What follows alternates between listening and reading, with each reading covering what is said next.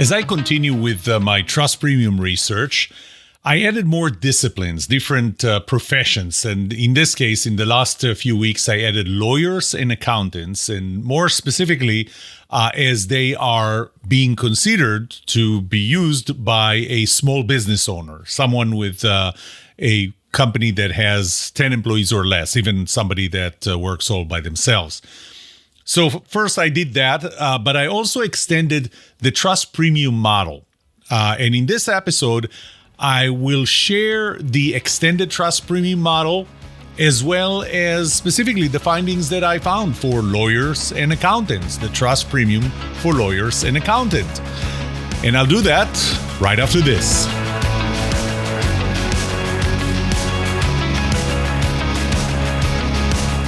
Welcome to The Trust Show. I'm Yoram Solomon, your host, the author of the Book of Trust and facilitator of the Trust Habits Workshop.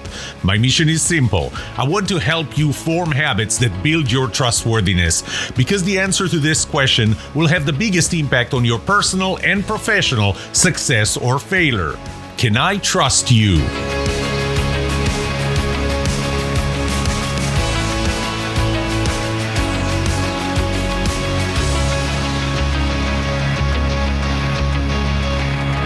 First, let me talk about the Trust Premium model. So the Trust Premium model had three important points, reference points. The first one is called trust preference. And the definition that I created for trust preference is, with everything else being equal, including the price, what is the probability that the customer will choose the trustworthy provider over one that they don't know? So in other words, everything is the same, but they trust one, they don't trust another one. What is the probability they're going to choose the trustworthy one? And it's not necessarily 100%. You'll see that it's close to 100%, but it's not exactly. That's trust preference. Then trust premium. And, you're going to see that I added another trust premium, but you'll see. So trust premium, with everything else being equal except the price, how much more is the customer willing to pay the trustworthy provider before they switch to the one that they don't know? Okay, so at a 50-50 probability, what is the premium that a trustworthy provider, salesperson, professional, anything, is that the customer is willing to pay them? And then the opposite of that is what I call the distrust discount. With everything else being equal, excluding the price, how much will a provider have to discount their price before the customer switches to them from a provider they trust? Now, to be very clear, I'm not talking about someone that they have a reason to actively distrust. Because when we have a reason to actively distrust someone, we know we should not trust them, that discount could be 100%. I mean, there's absolutely, don't even give it to maybe more than 100%. I'm not even going to take it from you for free if I know that I can't trust you. No, it's from someone, if they don't know you at all, but they're currently working or considering someone that they consider to be trustworthy, how much do you have to discount before they're willing to switch to you? If they don't know you, again, no active reason to distrust you. And I make it very clear in my surveys that the comparisons are always between someone that is trustworthy to someone they don't know. They don't have a reason to distrust, but they just don't know. So these are the three definitions that I have or had until now in the Trust Premium framework. I added a couple more points to think about. So first of all, what I found is that trust preference was never 100%. So everything else being equal, including the price, the trustworthy one was still not at 100%, pretty close to 100%, but not at 100%. So now the question is, at what discount will the trustworthy provider actually get 100% probability? So not only that you're a trustworthy one compared to somebody they don't know, but you also provide a discount. And at what point will you get 100% of the business? So, first of all, why does it happen? Why is it not 100%? So everything else being equal, why is the trustworthy one not getting 100% of the business? Well, it happens first because trust is not everything. There is value. There are other things. Some people don't know, or it's not enough for them. The description that I gave for this one is trustworthy. And even though I said everything else being equal, it's still not enough information for them. Some people are still not willing to make that distinction. Now, something that I need to add is when I screen the surveys, I don't necessarily take 100% of the responses. Here are two responses that I eliminate. When I describe that everything else is being equal and one of them is trustworthy, the other one is not, and someone says, I'm going to choose the other one, the one that I don't know, over the one that I trust, even though I said everything else is being equal, I eliminate those responses. Because, you tell me in what world, if everything else about the product or service are the same, one of them is trusted, the other one you don't know, you're going to buy from the one you don't know. So to me, what that means is this is not a trustworthy response to the survey. By the way, the same applies to when they say we're not going to choose any of them. I'm not choosing any of them. And that's a valid answer. I'm not going to choose any of them because it means that I need more information, but it also means that I can't deduct a trustworthiness or trust premium from this response. So, but even with that, we still don't get 100%. There's still a few people that say, I don't know. I don't know which one. They're not saying I'm not going to have any of them. They just say, I don't know which one. If these are the two options, one of them is trustworthy, the other one, I don't know. And everything else being the same, and I still don't know who to choose. That's a valid answer to say I don't know who to choose, but it means that the trust preference is not 100%. So is there a premium or a discount that you can give in this case, so a minus premium, where you're going to get 100%? First of all, obviously, it's a much smaller discount than the distrust discount that I described before, which is what happens when they don't know you and they compare you to somebody they trust at the same price. So can you lower the price? The lowering of price here is going to be much more significant. Here, in our case, if you're the trustworthy one and they're still not sure and everything else is being equal, is there a discount you can give them? I don't know that they will ever trust. They may just say it's not a matter of price. It's not a matter of trustworthiness. It's other things. I need to touch it. I need to see it. I need to feel it with my own two hands. So I did not focus on what would be the trust preference or when do we get it, what price, premium minus premium or discount, at what point will we get to 100%? Because I don't know that we'll get to 100%. I don't know that there's a value, especially since I think the lowest one was still over 90%, the lowest trust preference. So whenever I describe, whether it was financial advisors, contractors, independent insurance agents, lawyers, accountants, when everything else was equal, one of them was trustworthy, the other one the customer didn't know, the preference to the trustworthy one was always over 90%. So, you know what? I'm fine with that. Now, here's another interesting point that I do want to touch on, and I do want to start tracking in my research. And that is, I haven't decided how to call it, whether I should call it the marginal trust premium or the maximum trust premium or trust premium max or whatever. When I talk about the trust premium point, the probability is 50%. Remember the definition of trust premium, or my definition of trust premium. With everything else being equal, excluding the price, how much more is the customer willing to pay the trustworthy provider before they switch to the one they don't know? So we're talking about 50-50%. At what point do we get to 50-50%? If the price goes a little higher, then the probability goes below 50% and they switch to the other one. There's a probability they're going to switch to the other one. But it's a probability. Doesn't mean that they will. It means that you still get 50% of the business at the high trust premium. Can you still increase the trust premium? Of course you can. It's just that the line keeps going down. It's now below 50%. So I was interested in finding where will this line actually hit zero probability.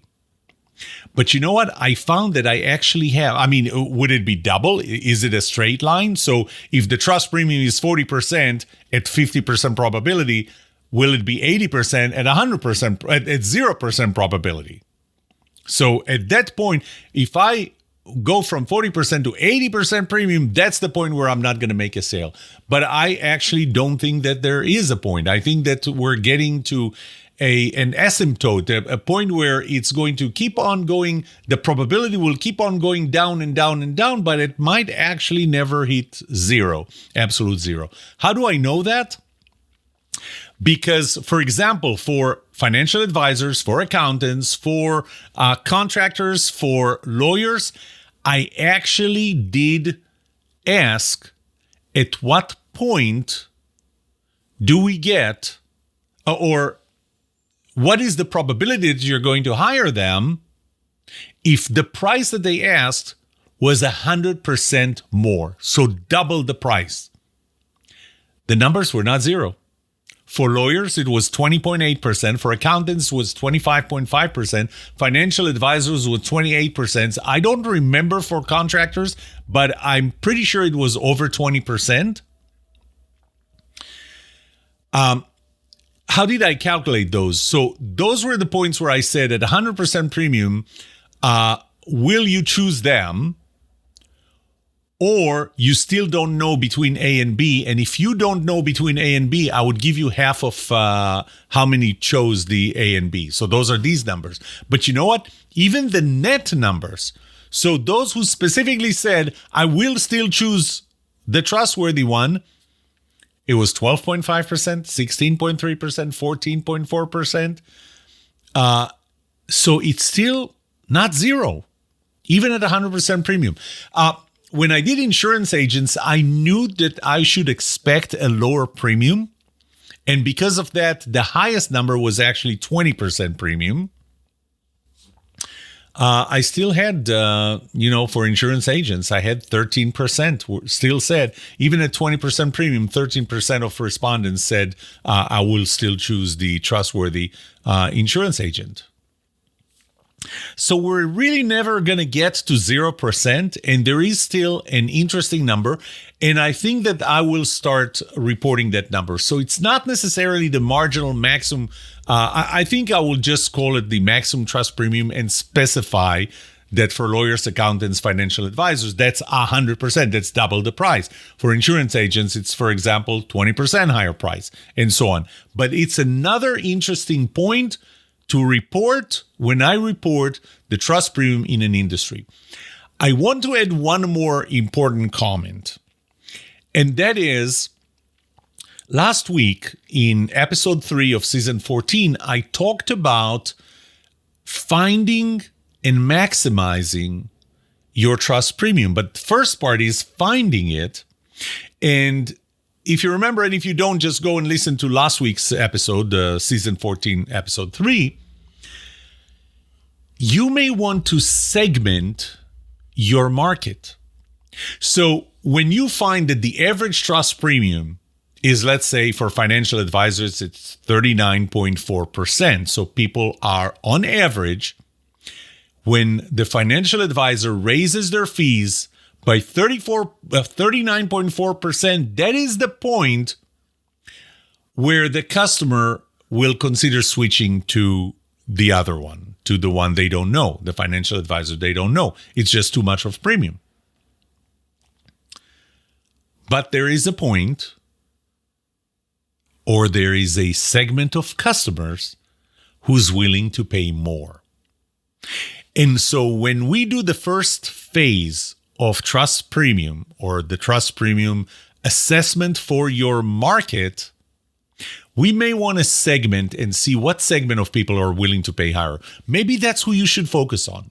Maybe you don't need 100% of the market. Maybe all you need is 10% of the market.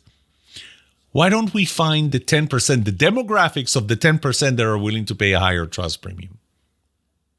That their Trust Premium max, or their marginal Trust Premium, is the highest, more than the average.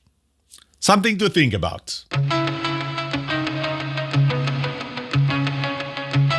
Another thing that I started doing is to make sure, and I had that for financial advisors and insurance agents. Part of it I had only for financial advisors, but I did that for lawyers and for accountants. And that is the transferable trust. And I look at transferable trusts both as inbound and outbound. What do I mean by inbound? By inbound, I mean how much does it affect your level of trust that you have? How much does it affect, does the inbound transferable trust, what you get about them, how big of an impact, or how will it affect your decision to use A versus B? I'll give you an example of what the question sounds like. So the question sounds like this. Even if you currently use a whatever provider, accountant, lawyer, please imagine that you don't, and that you are considering using a new accountant, lawyer, financial advisor, whatever. You have two candidates, A and B. How will any of the following affect your decision to use A versus B? Here are 4 of the questions, and for each one of them, I asked, would it have no effect at all? Would it slightly make you choose one, make you choose one considerably, or definitely? So, A has many positive online reviews, while B doesn't have many reviews, positive or negative. So that's the review/rating R. Remember that there are 4 R's. A is working for a firm that I trust more than the company B works for, more than the company B works for a firm that I don't know. So that's the second one. That's the reputation, and it's the reputation of the company, not so much the provider. A was recommended to me by someone I know and trust, while B was not, even though nobody said anything bad about them. So that's the referral R. And finally, A offered me references of current or previous customers that provided me with good reviews, while B didn't offer any references. So again, it's not that B is negative, that there is an active reason not to trust B, but there are active reasons to trust A.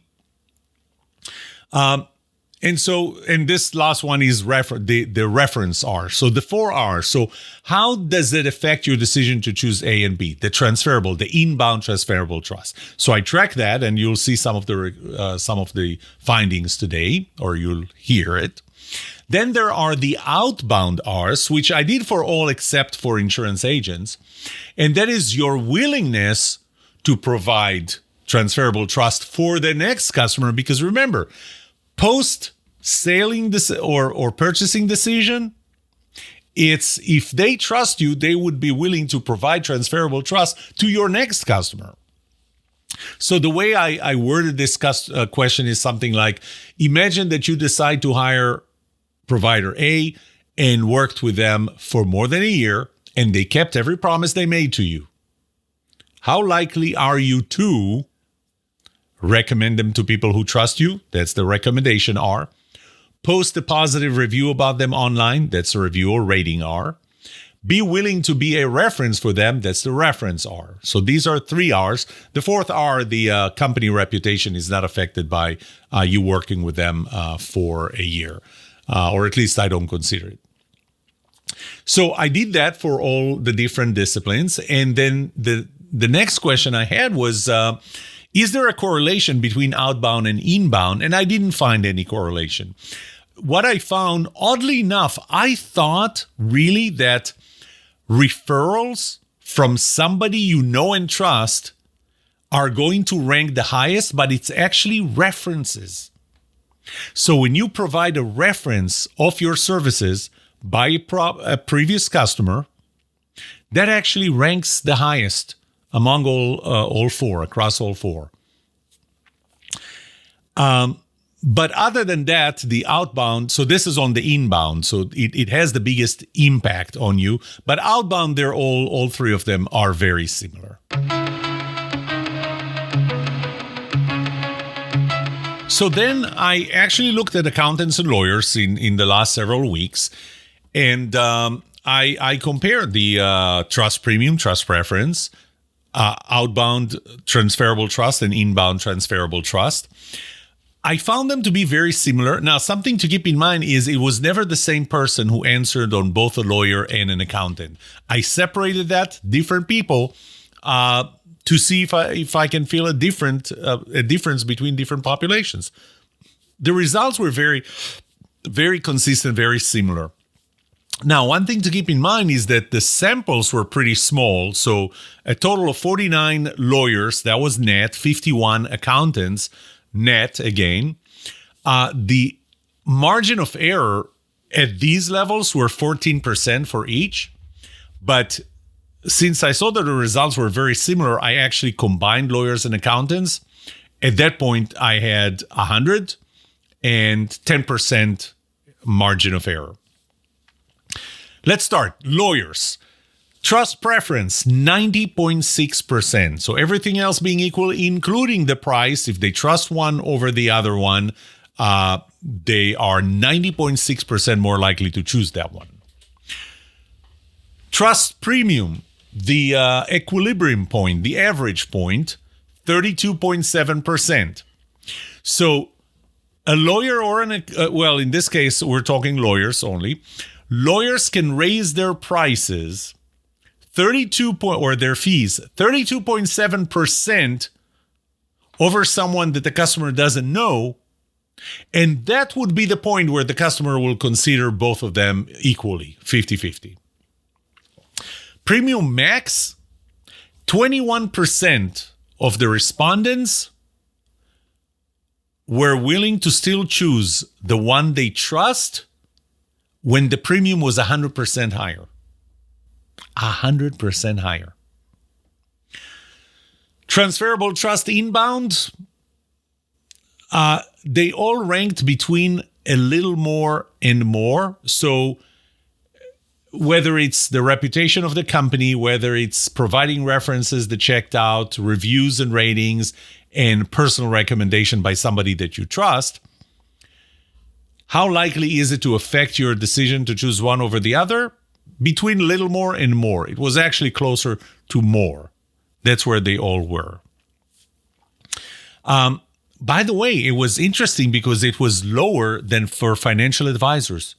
So on financial advisors, the transferable trust was more important to affect trust and affect that decision. Interesting. Don't know why, but it was. For both lawyers and accountants, but I'll get to that.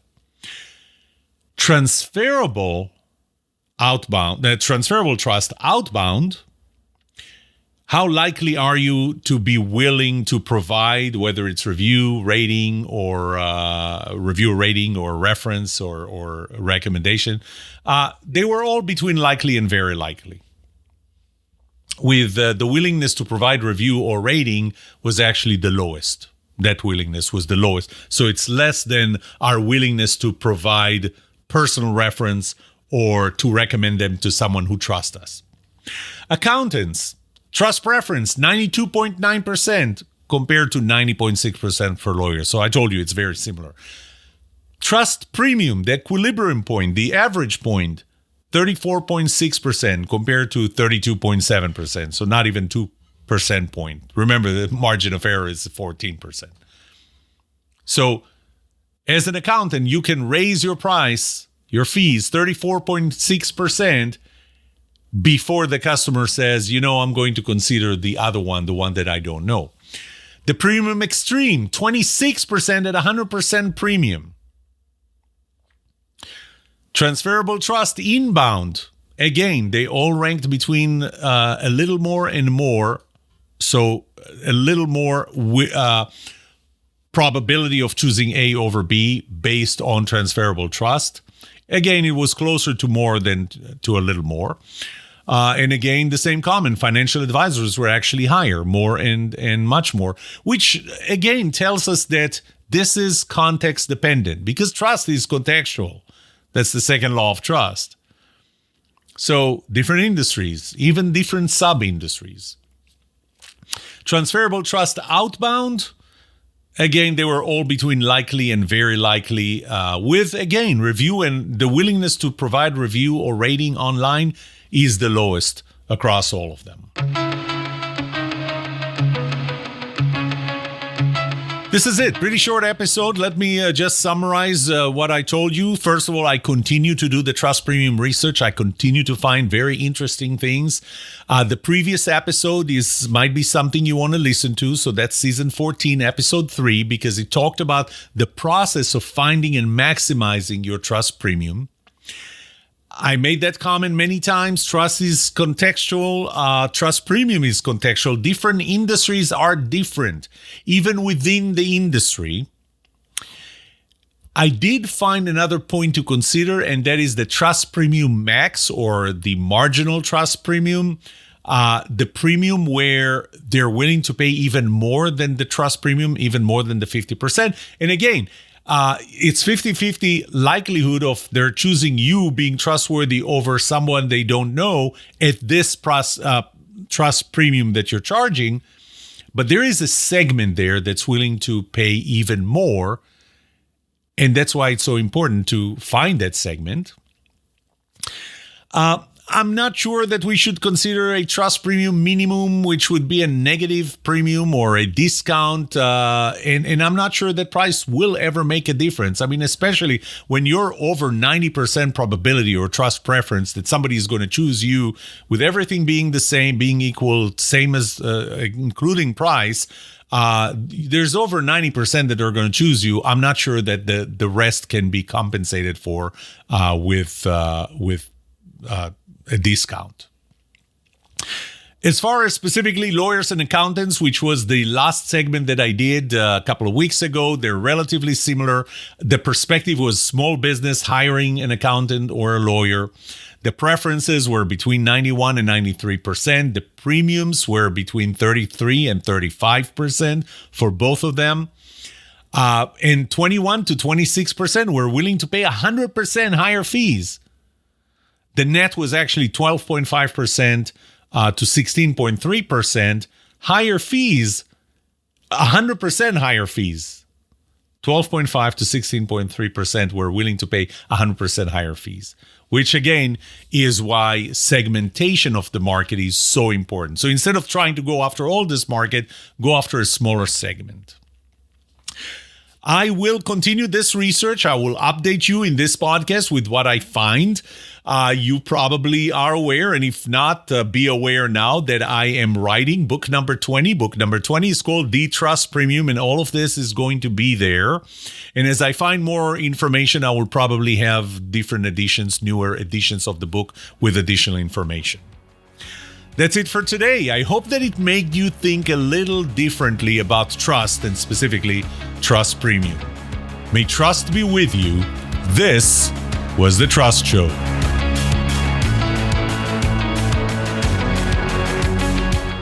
What would you like to know about trust and trustworthiness? Let me know and I'll answer it in a future episode. I would love to hear from you. Email me at yoram@thetrustshow.com. If you like this episode, subscribe to the show so you will automatically get notified when I release a new episode. Rate it. Write a review for this podcast because those ratings help not only you, but also others looking for podcasts just like this. If you're looking for more resources to learn about how to build trust, be trusted, or know who to trust, look up my workshops, online courses, books, or go to my website, trusthabits.com. And remember that the answer to these two questions will have the biggest impact on your personal and professional success or failure. Can I trust you, and can you trust me? Thank you for listening or watching The Trust Show.